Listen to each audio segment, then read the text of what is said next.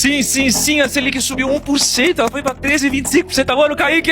Não acredito, esse negócio não para de subir. Meu Deus, esse país pra rico é bom demais, e quem não é rico cada vez mais pobre. Caraca, é o país dos rentistas. Os analistas esperam uma Selic de 15% até o fim do ano. Quão grave é essa situação? Por que a Selic tá subindo? O que você deve fazer? Tudo isso eu vou explicar nesse vídeo. Vamos começar. Por que a Selic tá subindo tanto? Esses dias saiu o IPCA, que é o índice da inflação de dezembro de 2024, e o que mais subiu no Brasil foram os alimentos, a média de 1,18%. Ou seja, quem tem dificuldade, passa fome de alguma forma, tende a sofrer até um pouco mais, infelizmente. Olha o que está acontecendo com o nosso país, gente. Logo depois vem vestuário, roupinha e etc e tal, com 1,14%. E transporte com aumento de 0,67%. O transporte deve ter aumentado ainda mais em janeiro de 2025, porque eu fiquei sabendo que as passagens em muitos lugares aumentaram de preço, incluindo São Paulo. Ou seja, o mais essencial ficou mais caro. Então não é delírio seu, realmente tá mais difícil fazer compra no mercado. Vamos fazer um teste aqui. Comenta quanto mais ou menos vocês gastaram no primeiro mês e no último mês de 2024 em compras de mercado. Vamos ver o que mudou. Quem já acompanha os vídeos do canal sabe, né, quando eu falo sobre Selic, mas eu vou explicar hoje com um pouco mais de detalhes como isso se relaciona com o aumento da taxa de juros. O Banco Central não pega, vê as últimas notícias, percebe que a coisa está feia e decide aumentar a taxa. Não é bem assim que funciona. Para definir os juros, a instituição vai atuar com base num sistema de metas. Sim, o Brasil tem metas e, aliás, a gente é bom em bater algumas delas, tá? Se as projeções estão em linha com as metas, ele pode baixar os juros. Se elas estão acima da meta, ele tende a manter ou subir os juros. Quando ele define a taxa de juros, o Banco Central vai olhar para o futuro, lá para frente, ou seja, para as projeções de inflação, e ele não vai olhar apenas para a variação que está acontecendo agora dos preços, ou seja, não vai ficar olhando para os últimos meses. Isso vai ocorrer porque as mudanças na taxa Selic, elas demoram de 6 a 18 meses para ter impacto na economia. Então, nesse momento, por exemplo, eles já estão mirando na meta considerando o primeiro semestre lá de 2026. Então, para 2025, 26, 27 e 28, a projeção do mercado para inflação está em 5,08%, estourando a meta, que é a meta de 4,5%, né? Então, 4,10%, 3,9% e 3,58%, ou seja, acima da meta central de 3%, porque a gente tem uma meta central, que é 3%, ela pode variar para 4,5% e 1,5%. Seria um intervalo, uma banda para estar dentro da meta. E além de tudo isso, o aumento da taxa Selic vai refletir também com o cenário internacional. Os bancos centrais ao redor do mundo, como o Fed nos Estados Unidos, que é o Federal Reserve, o Banco Central Europeu, que é o BCE, eles têm mantido as taxas de juros um pouco elevadas para combater a inflação global que está rolando. E essa inflação global, ela acontece por várias coisas. Ela também é impulsionada, por exemplo, por vários choques de oferta. Então, quando você tem a guerra na Ucrânia, isso é que gera choque de oferta. Aí você tem uma alta demanda pós-pandemia, gera inflação. Então, se o Banco Central brasileiro não acompanhasse esse movimento, o real poderia se desvalorizar ainda mais. E ele já está muito desvalorizado, aumentando ainda mais a inflação via preços das importações. Mas quão grave que é essa situação? Olha só, eu puxei uma coisa que é chamada ICC, que é o indicador do custo de crédito. A diferença entre a Selic e o ICC é que elas medem coisas diferentes no mundo dos juros. Isso vai explicar porque o ICC é quase sempre mais alto que a Selic. Então vamos entender melhor. A Selic é a taxa básica de juros na economia, não é? É como se fosse o preço mínimo do dinheiro no Brasil. Quando o Banco Central decide aumentar ou diminuir a Selic, ele está ajustando o custo de pegar dinheiro emprestado entre banco e governo. Essa taxa serve como uma referência para praticamente todas as outras taxas de juros no país, como aquelas são cobradas nos empréstimos, nos financiamentos, toda vez que você pega dinheiro emprestado no banco. Quem vai pegar a grana, tipo crédito pessoal, cheque especial, esses daqui estão na lama.